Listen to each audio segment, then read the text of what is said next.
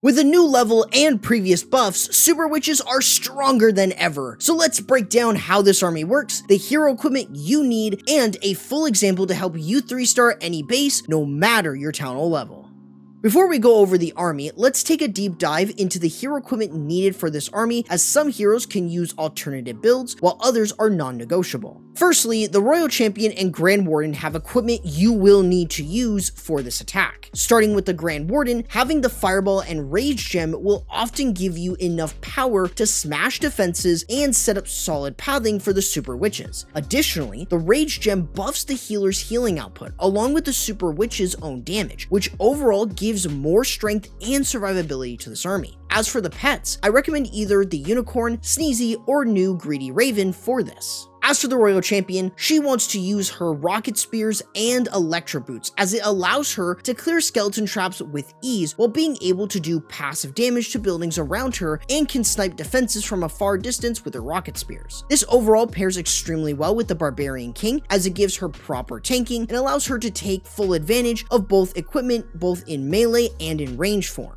As for her pet, I always recommend the Spirit Fox for its periodic invisibility. Now, the Barbarian King and Archer Queen have options that you can use depending on your equipment situation. For the Barbarian King, you often want to run the Giant Gauntlet with the new Stick Horse equipment. This allows him to not only funnel the outside of the base, but also the inside of the base with the Royal Champion while tanking for her. However, you can also just use the Barbarian King's Snake Bracelet and Spiky Ball if you do not have access to the Stick Horse equipment or it's not leveled up, as it's just as good for funneling, especially if there are no defenses to use as a cutoff point for your king. As for pets, I recommend using the Phoenix if you're using the Stick Horse, and Frosty if you're using the Snake Bracelet. And with the Archer Queen, her bread and butter is her action figure and magic mirror combo, as it combines high DPS with huge survivability in the form of the Giant Giant. However, you can also use the action figure with the Giant Arrow in cases where you do not have the magic mirror, or you are often hitting bases with invisibility spell towers. If you do not have the action figure, but you do have the magic mirror, you can also use the healer puppets with the magic mirror to offer similar benefits to the action figure magic mirror option, but without a tank in front of your queen. As for pets, I would mostly use Frosty for its slow on defenses, but if that is taken, use Diggy instead for its stuns. However, consider using my creator code CORRUPT to support me and the channel.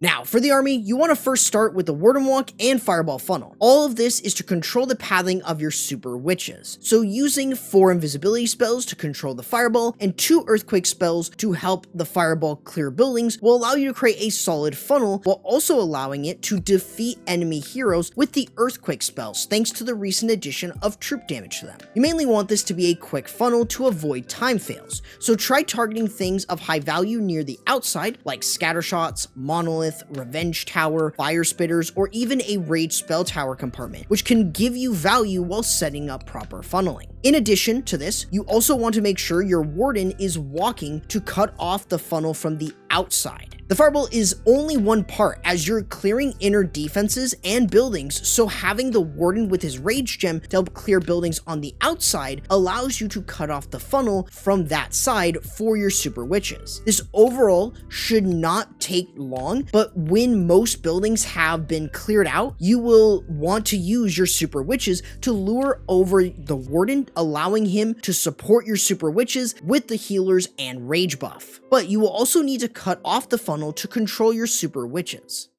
This is where Phase 2 begins, as you're using the Archer Queen, Barbarian King, and Royal Champion to control the Super Witches' pathing. With the Archer Queen, she is used to cut off the Super Witches so they can enter the base. With the help of her action figure and magic mirror combo, she is able to easily clear buildings while having enough survivability with the Giant Giant. As for the Royal Champion and Barbarian King, they are being used inside the base, with the Royal Champion controlling the King into the base with the help of her Electro Boots. With the help of the Stick Horse equipment, it helps the King get into the base to clear buildings and create a greater funnel for the Super Witches while tanking for the Royal Champion with his Giant Gauntlet. You additionally have the Rocket Spears the Royal Champion can use to extend the value in clearing more defenses while behind the Barbarian King. Overall, this should create a wide funnel for your Super Witches as they're moving into the base.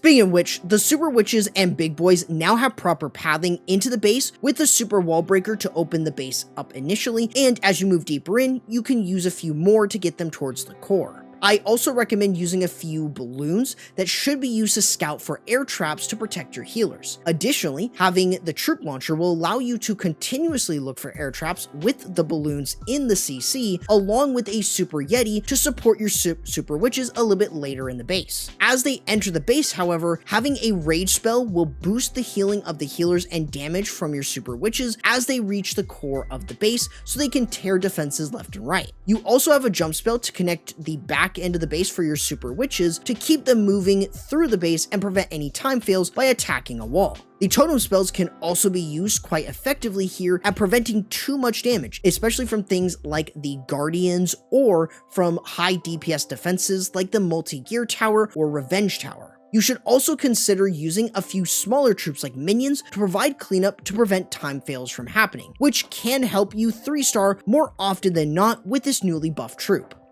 Now that you understand the basics, here is the army comp I recommend using for most Town Hall levels to easily crush bases with the Super Witches. But let's give you a full example with each phase of this attack to help you never fail with the newly buffed Super Witches.